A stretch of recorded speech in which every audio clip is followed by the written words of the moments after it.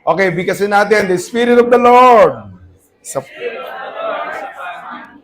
because He has to preach the gospel to the poor, to heal the brokenhearted, to preach deliverance to the captive, and recovery of sight to the blind, to set at liberty Bruce. Jesus is the anointed one. Amen? I am a blessing. I am I am anointed. I am a good I am a good follower. I don't destroy, I build. Seasonal. I appreciate everyone and everything. I am part of something big. I am a partnership with Christ and I am not extreme. That is our JA1 culture. Araw-araw natin bibigasin yan. Isa man o dalawa, tatlo, o 10. It will manifest in your life. I am a blessing. I am anointed. Okay, welcome po lahat dito po sa ating church ng JA1 Pasig. At nakakatuwa po at dahil tayo'y iningatan ng Lord. Ang sarap sana matulog, no, linggo. Walang trabaho, pahinga sana. Pero hindi pwede mangyayari yun dahil si Lord dapat ang ating inuuna. Amen? So ang title po ng ating pag-aaralan, Endless Love. My Endless Love. February ngayon, di ba? So puso yan. Alam natin ganon. Sapat ang pag-ibig ng Panginoon. Ang kanyang pag-ibig ay walang katapusan. Tama po ba? Sa Jeremiah 31:3, the Lord has opened an old unto me, saying, Yea, I have loved thee with an everlasting love, therefore with loving kindness have I drawn thee. Nung una, ang Panginoon ay nagpakita sa mga Israelita at nagsabi, iniibig ko kayo ng walang hanggang pag-ibig. Sa kagandang loob ko, pinapalapit ko kayo sa akin. Amen. Napakagandang pangako ng Lord. Minamahal daw tayo ng Diyos ng walang hanggang pag-ibig. Alam naman po natin, pag umiibig ang isang tao, ito yung mayroon kang pag-ibig ng deep feelings, di ba? Yung care. Yung may pagmamahal eh. Yung may affection sa mga tao o sa lahat ng gusto mga bagay, Lord, lahat ng bagay. Ito yung nagkakaroon ka ng magandang feeling. Meron kang, and with your love, you can feel emotional attachment, care and concern. Yung tunay na pagkilala mo sa tao, tinatanggap mo siya, kahit sino pa siya, dahil gusto mo siya, mahal mo siya. Ganun ang sinasabi ng Panginoon, commitment. Choosing them even when it's not effortless. Kung wala kang kakwenta-kwenta, minamahal ka pa rin ng Diyos. Sapagkat nilagay na sa puso ng Diyos na magkaroon tayo ng tunay na relasyon sa bawat isa. Kaya nga, pag nagmamahal tayo, nariyan niya yung parang kinikilig na tayo. Dahil, nakita ko na naman si Crush ko. Lalo na yung mga kabataan dyan, ha? Pero yung mga medyo matagal na, alaala na lang. Pero nararamdaman ko, tayo kabataan, pagka nakikita mo yung minamahal mo, ano nararamdaman nyo? Siyempre, kilig na kilig kayo. Tapos may music pa yun. Kahit walang music, pero parang may music na, I love you. Ganon. Kung alam mo lang. Ganon yung mga bagay. Laging nakangiti. Sobra. Ay, love. Kasi ganon yung pagmamahal. Ang mamahalin ka ng tapat sa ano ang bagay, lalo na sino man tao. Minsan, mga alagang pets pa nga natin, mas mahal natin eh. Pag nawala, iniiyakan pa. Di ba? Mahal naman. Kasi ganoon, gusto ng Panginoon, may relasyon sa bawat isa, may relasyon sa isang bagay.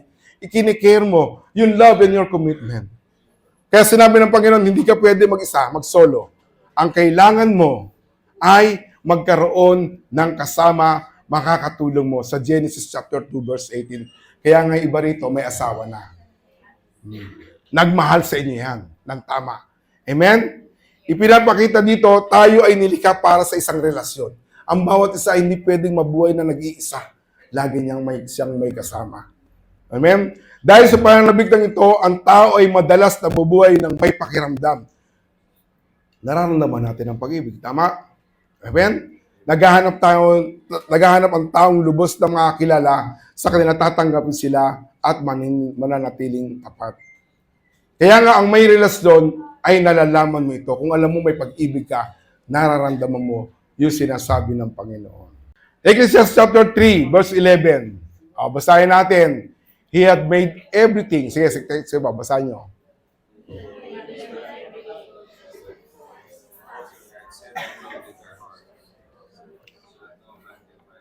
Amen. Yung kaluluwa natin ay nakakaramdam ng dapat maramdaman niyang meron siyang relasyon. Pero kung minsan, hindi natin nakukuha dahil nga may kulang. Diba? Sinong kulang doon? Si Jesus, ang ating Panginoong Jesus. Sabi ng Panginoon, John chapter 4, verse 13 to 14, sumagot si Jesus, ang lahat ng umiinom, dalawang tubig yung binigay sa akin. Ang lahat ng umiinom ng tubig ay muling nauhaw. Kaya nga nauhaw ako. Pero, sabi ng Lord, ano sabi ron? Pero ang sino mang iinom ng tubig na ibinibigay ko ay hindi na muling mauuhaw. Amen? Dahil ang tubig na ibinibigay ko ay magiging tulad ng isang bukal sa loob niya at magbibigay ng buhay na walang hanggan. Amen? Kay Jesus lamang po matatagpuan ang tunay na pag-ibig, pagmamahal. Inibig po natin ang Diyos dahil siya ang unang nagmahal sa atin. Bago pa naman hanapin natin siya, inahangad na tayo ng Diyos na ipahayag ng Diyos.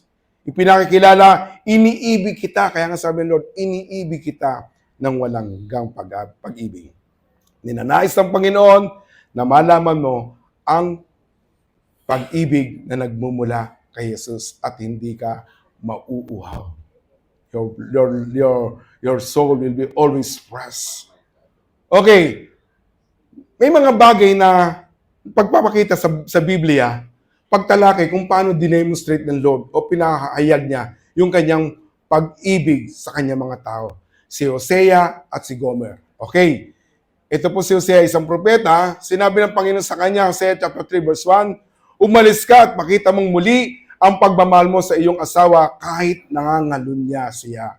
Mahalin mo siya katulad ng pagmamahal ko sa mamamayan ng Israel kahit na sumasamba sila sa ibang Diyos as gustong magandog sa kanila ng mga tinapay at may mga pasas. Alam niyo po, naituro ko po rito at nasa Biblia po, si Hosea po ay pinag-asawa ng Panginoon ng isang prostitute. So alam natin ang prostitute. Natuwa naman si Gomer dahil siya prostitute, yung babae. Minahal siya, nagkaanak sila ng dalawa. Pero alam niyo ba yung prostitute? Yung babae si Gomer na isang babae na nilayasan si Hosea. Si Hosea, nilayasan niya. Naghanap ng ibang lalaki. Ganun pa rin. At nung minsan, siya ikinulong na. Nakagapos na. Dahil sa kanyang ginagawa. Pero sabi ng Lord, ipakikita ko sa mga Israel kung gaano yung pagmamahal ko sa mga taong hindi tapat. Hosea, punta ka. Bayaran mo yung babae yun. Bayaran mo niya asawa mo. Tanggapin mo siya. Parang gano'n ang Diyos. Minsan may mga hindi tayo faithful sa Kanya. Ang pag-ibig ng Diyos ay naroon. Pinakapakita niya ang kanyang endless love sa atin. Kahit hindi po tayo tapat. Okay? Pangalawa, si David. David loves that forgives. Yung love na nagbibigay ng pagpapatawad. Hindi naman din ginawa ni David eh. Nung hari na, nakita niya si Bathsheba, kilala niya yun, asawa ni Uriah. Nung nakita niya, nagandahan siya, maayos, sabi, gusto ko itong babaeng to. Pero alam niya, may asawa. Ngayon pagdating doon, kinuha niya yung babae, si Bathsheba, at yung asawa, ang tindi pa ng ginawa niya, para maangkin niya yung babaeng yun. Pinapatay niya. Sabi niyo, dalhin niyo yung sundalong yan sa unahan para siya ang unang tamaan ng pala. Patay si Uriah, yung asawa ng babae. So sabi niya gano'n, nung nalaman niya, na solo-solo niya na yung asawa yung si Bathsheba, pinuntahan siya ng propeta Nathan. Sabi niya, Haring David, may sabihin po sasabihin sa inyo, may isa pong dalawang mahirap, may isang taong mahirap at isang mayaman. Nagkaroon ng bisita yung mayaman at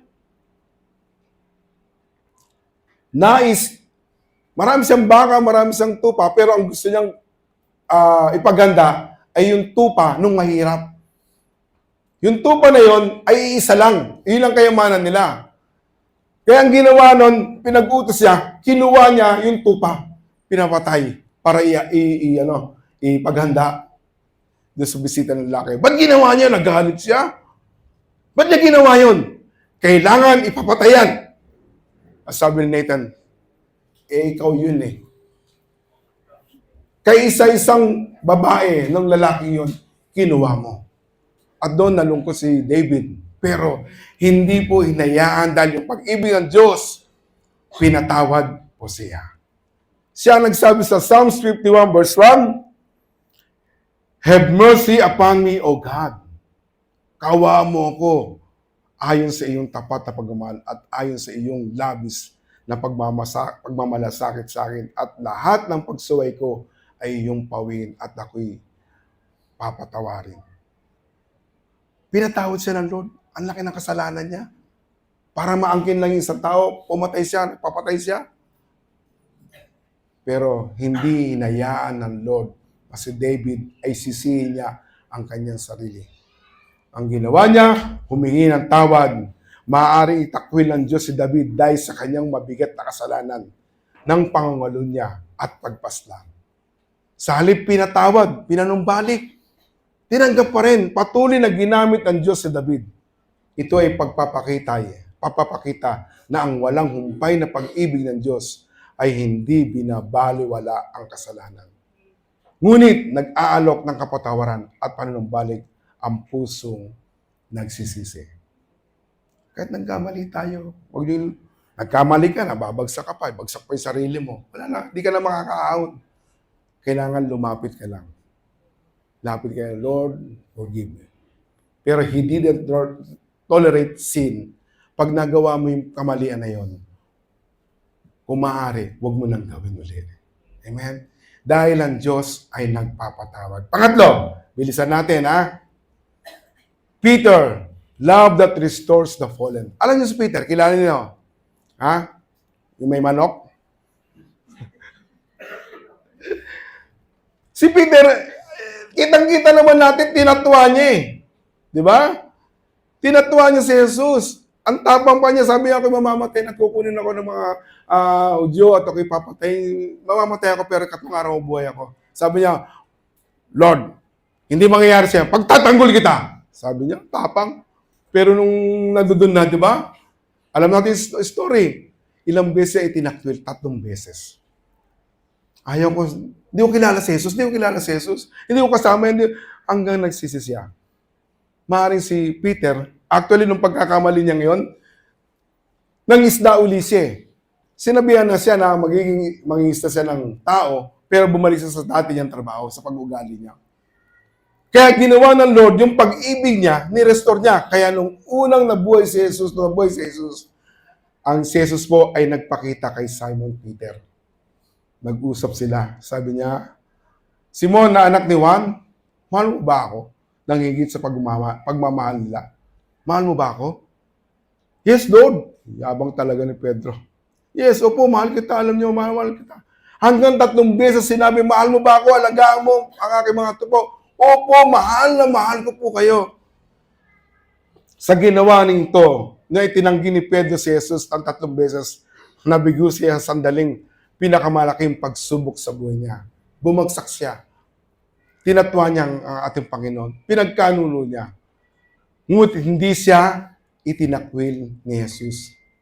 Hindi sila nagkita. Oy Pedro, ikaw talaga, naalala ko sinabi mo. Nung liligtas mo, sasamahan mo ko, hindi mo ko iiwanan.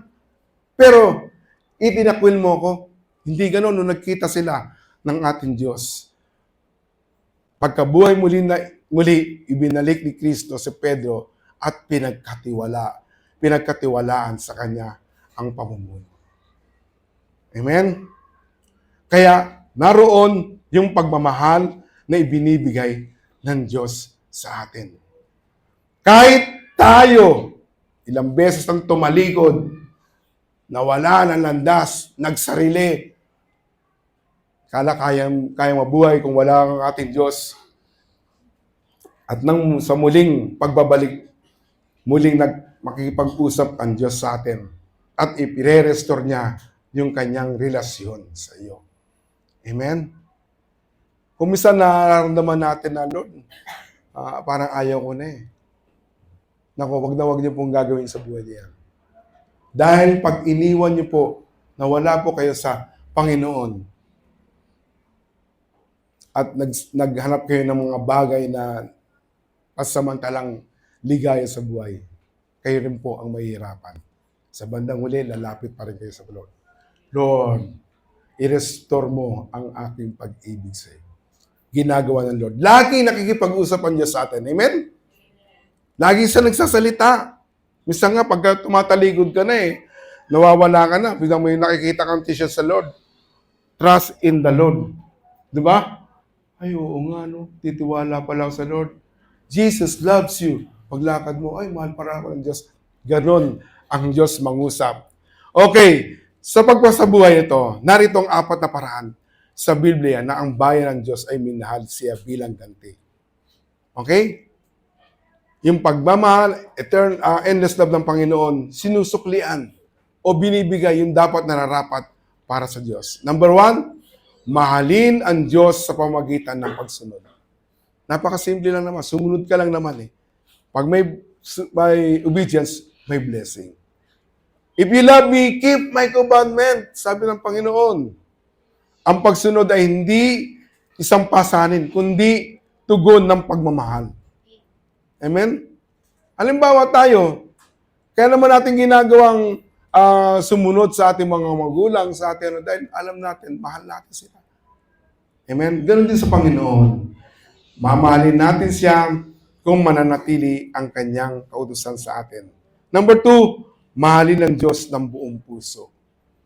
Amen? Hindi yung dalawa ang puso ko. Kailangan buong puso. Ibig sabihin, yung pagmamahal na hindi pwedeng magtaksin. Hindi yung Lunes, nang kita, makilala. At pagsapit ng Linggo. Wala, hindi ganun. Dapat buong puso. Araw-araw, minuto, minamahal mo. Kasi nga, ang pag-ibig sa Diyos ay isang napakagandang relasyon, magandang experience. Amen? Pangalawa, yung mahalin mo ng buong puso, Deuteronomy chapter 6, verse 5, mahalin ninyo ang Panginoon na inyong Diyos ng buong puso, ng buong kaluluwa, at ng buong ninyong lakas. Ito yun buong puso, kaluluwa, at buong lakas. Ninanais ng Diyos ang isang pag-ibig ng buong puso at hindi nahati. So walang, siyempre iba naman yung pagmamahal mo sa asawa mo, sa pamilya mo, pero iba rin yung pagmamahal mo sa Diyos. Amen? Samahan po natin yan. Amen. At yung pangatlo, mahalin natin ang Diyos sa pamagitan ng pagsamba. Bilang kapalit ng kanyang pag-ibig sa atin, mahalin natin siya ng pagsamba. John chapter 4, verse 24, basahin po natin, ang Diyos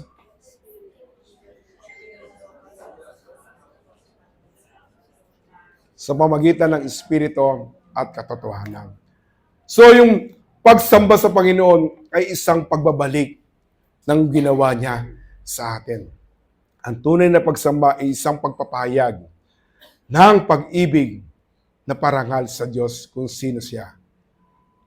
Isa lang naman ang hindi kayang gawin ng Lord, lahat kaya niyang gawin Ano yon? Yung purihin yung sarili niya.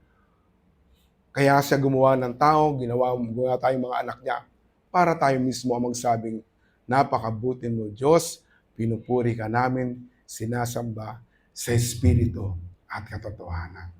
Amen? At yung pang-apat, ito na yung huli. Bilang ganti yung pagbabahan, yung endless love ng Panginoon sa atin, ibigin ng Diyos sa pamamagitan ng pagmamahal sa iba. Amen. Kaya ba natin yon? Ha? O kakayanin ko, Lord? Ang laki ng kasalanan yan. Parang hindi ko mamamahal yan. Ang hirap mahalin to. Laging ako ang taya. Tapos ako pa sasabihin ganito. Sa may maganyan. Pero sabi ng Lord, Matthew 22 verse 39.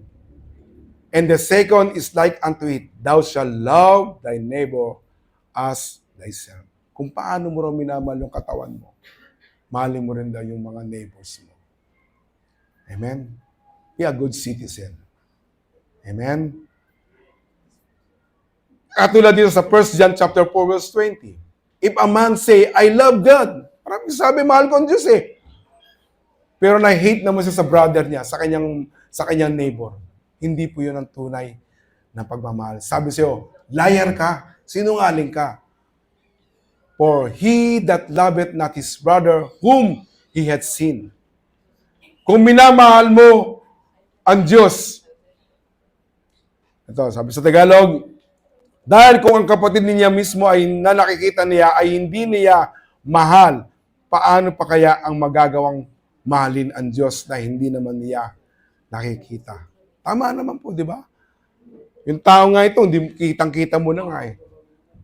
Di ba? Nakikita mo siya, pero hindi mo minamahal. Ang Diyos, hindi mo nakikita, pero sabi mo, Lord, I love you. Amen.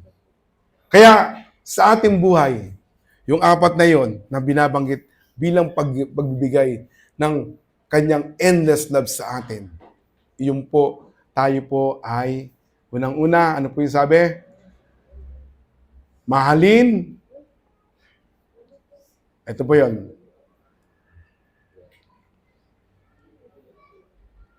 Mahalin ang Diyos ng buong puso, mahalin ang Diyos sa pamamagitan ng pagsamba, mahalin ang Diyos sa pamamagitan sa ibang tao. Kaya ba natin yon? Amen. Hindi natin pwedeng mahalin yung mga nagmamahal din sa atin. Hindi, mahal ko yan, kaya mamahalin ko. Pero ito, hindi. Masama ugali niya. Hindi, mahalin natin pa rin siya. Dahil ang Diyos ay pag-ibig. Amen?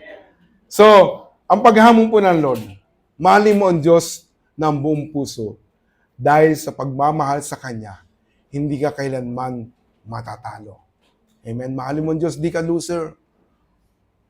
Hindi ka mabibigo o mawawasak o pababayaan. Dahil ang pag-ibig, ang Kanyang pag-ibig ay nakatitiyak ka sa iyong buhay na payapa at may pag-ibig magpakailanman. Amen? Hindi tayo aayawan ng Lord. Kahit anong itsura natin, kung ano man kalagayan natin, kung ano man ang sitwasyon natin. Kung tayo lalapit sa Kanya, we will say, God's love is enough to us. Amen? Sapat na yung pagmamahal ng Diyos sa atin. Amen? Tayo po'y mahal na mahal ng Panginoon. Hindi man natin siya nakikita, pero nararamdaman dahil yung ating kaluluwa, it connects to God. Connect. Amen? Praise God. Sino po ang gustong mahalin ng Panginoon? Taas ang kamay. Amen. I love you, Lord. Sige, tumayo po tayong lahat.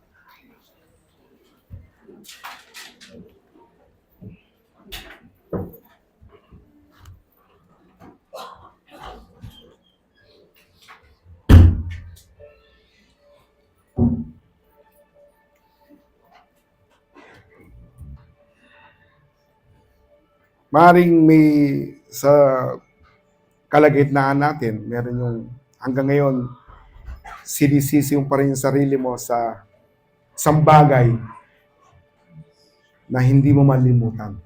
This time, the Lord says, forget it, pinapatawad na kita. Napakabuti ng Lord sa atin.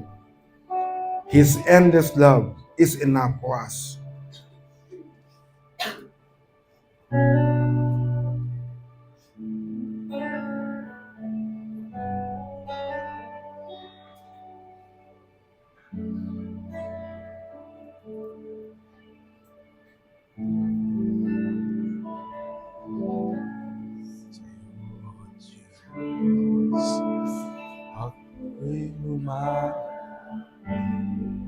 Yes, Lord.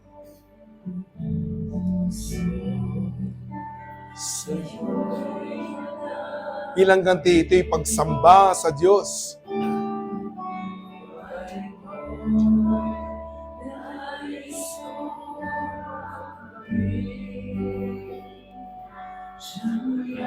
Kap mo. Minsan pa, isa pong beses, para sa Lord. Ako'y lumapit. Come on. Lumapit sa Lord. Siya ang tunay na pag-ibig sa buhay mo.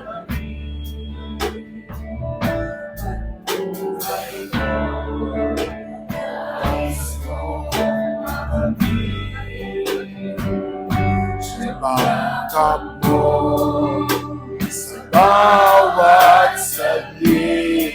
Oh, ang pag-ibig ng Lord! Hindi lang noon, ngayon, bukas, panghawakan ko.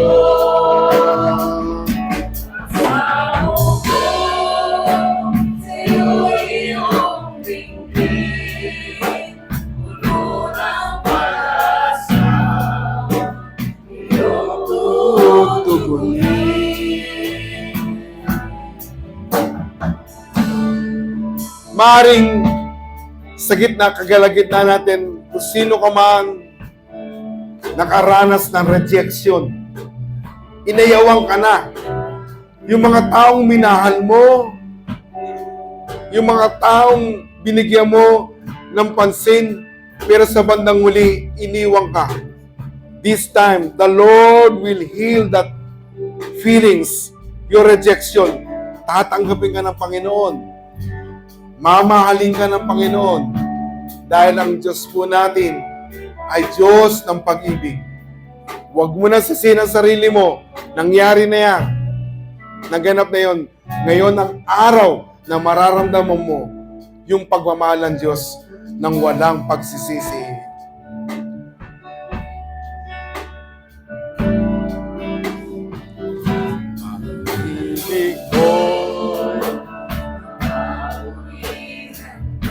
Yes, Lord.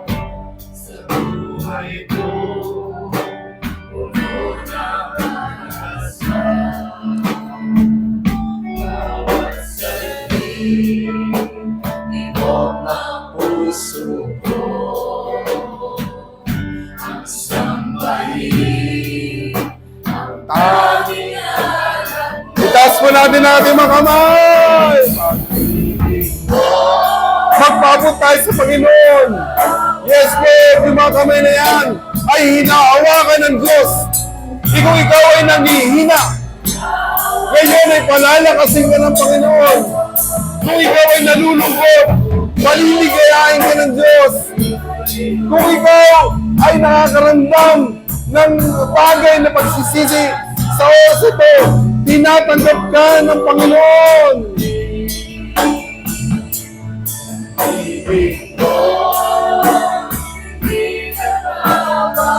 Yes, ang pag-ibig niya ay pangwalang hanggan, endless. Gaano man kalaki ang kasalanan mong nagawa sa Diyos, ikaw ay tatanggapin. Hindi siya nagbabago. Kahapon, ngayon, at magpakailanman.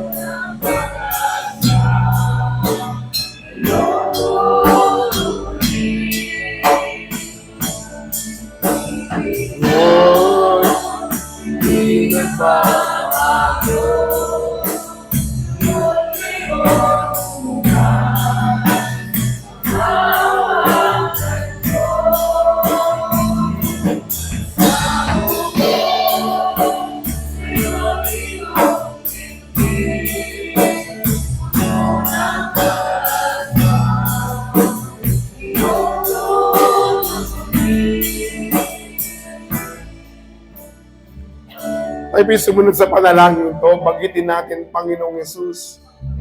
Salamat po sa iyong walang hanggang pag-ibig. Tinanggap mo ako kahit ako ay ganito. Mula ngayon, ako ay sasamba at paglilingkod sa iyo. Palitan mo, Panginoon, ang kalungkutan ng kaligayahan. Salamat, Panginoon. Minamahal kita. Sa pangalan ni Jesus. Amen. Praise God. Amen. So mga kapuno.